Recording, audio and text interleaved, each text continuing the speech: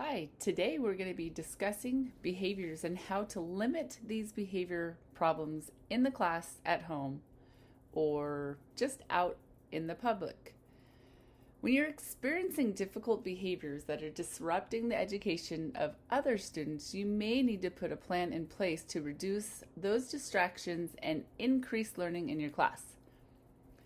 So today, the behavior that we're going to be discussing is non-compliance or refusal behaviors. Students that do not want to participate and are just refusing to do the activity that you are doing in the class.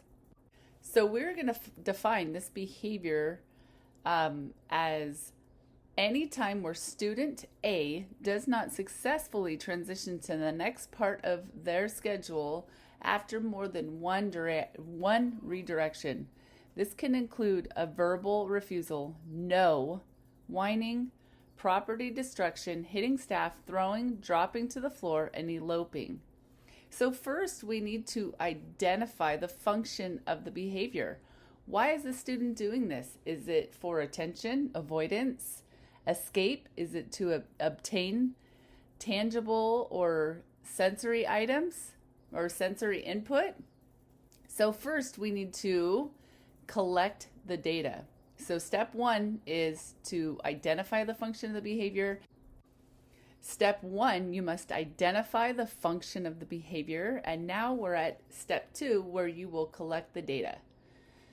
To do this, use a functions of behavior chart where you can note if it is attention, tangible activities, or sensory conditions. So you will be observing and trying to figure out why the student is behaving in this manner. In order to collect and have rich data, it may be important to note and consider different methods of collecting the data. There are different charts that you can use. You can collect data depending on the duration of the event, latency, and how frequently it occurs in an event. And interval tracking may need to be used if a behavior occurs frequently in an activity. After doing this, I would consider using an antecedent behavior consequent chart to help you look at what is happening before the behavior, during, and after the behavior. And this chart is called the ABC. So it gives you an idea of what is happening before, during, and after. And at this point, you will be able to clearly identify the function of the behavior. So in this particular example, we're going to be talking about non-compliance. And that is any time where a student does not successfully transition to the next part of his schedule with more than one redirection. This can include a verbal refusal, no, whining, property destruction, hitting staff, throwing, dropping to the floor, and eloping. So the scenario example is, function of behavior was found that student A wants to do something else rather than the given task. Student A wants something tangible. Now that we have established the function of the behavior, we will design the intervention for the target behavior. When developing this, we need to consider reinforcements. Most are probably familiar with positive reinforcements. The reinforcements that can be used is negative, positive, punishment, and extinction. Positive reinforcement is giving the student something like a tablet, or they earn stickers, or some use a coin economy. And then there's also something called PBIS program. That is a positive reinforcement intervention and supports. That is what is called.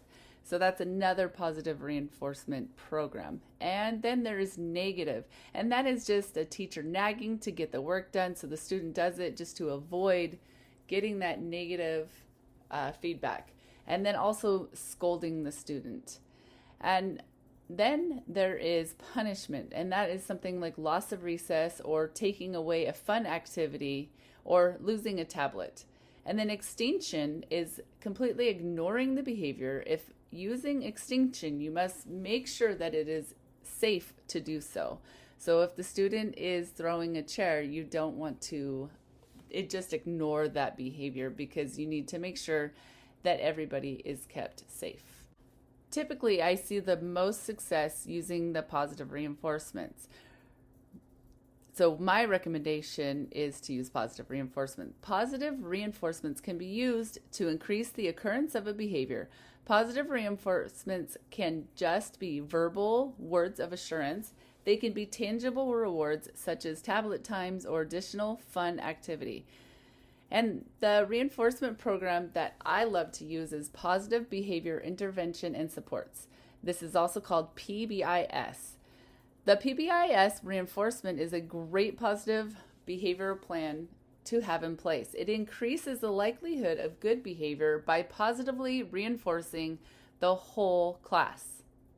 If you would like to learn more about the positive behavior intervention supports strategy, you could go to Center for Instructional and Behavioral Research in Schools. If you Google that, you'll be able to find a website where you could find many videos on learning how to use these strategies and the benefits of using these.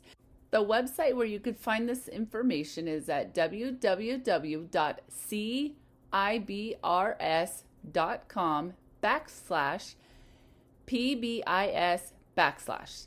So there you will find many videos on how to implement this and the benefits of it. You can also search this on YouTube. They have videos on YouTube as well. And that, again, is Center for Instructional and Behavioral Research in Schools.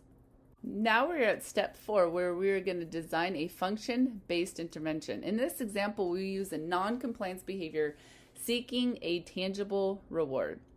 Student A will get verbal and visual redirection to do his activity. When student A is staying on task, student A will be given a verbal affirmation.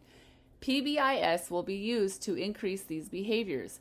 During a 3-minute period, student A will be rewarded with Superfish to put on the wall at least one time for attending to their work if student remains on task. Other students will also be rewarded for on-task behaviors, as it will help increase the likelihood of student A to stay in the activity.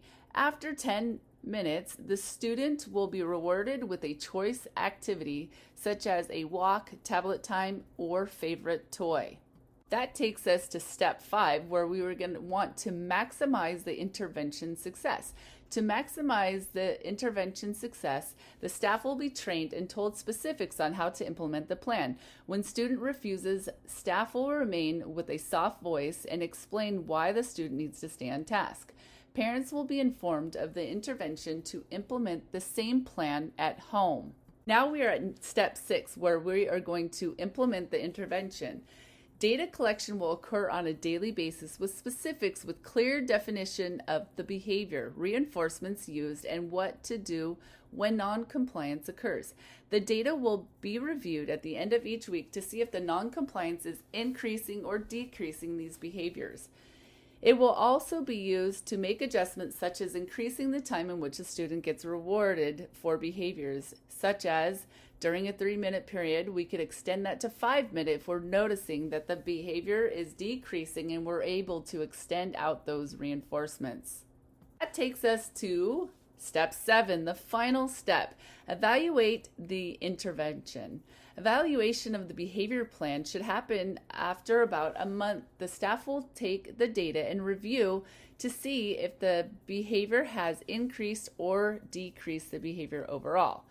Staff will review certain days to see if there was an occurrence of higher on certain day to determine why. Staff team will discuss the effectiveness of the design and the team will adjust accordingly. This concludes all the steps that are required to develop a functional behavior plan and how to put it in place.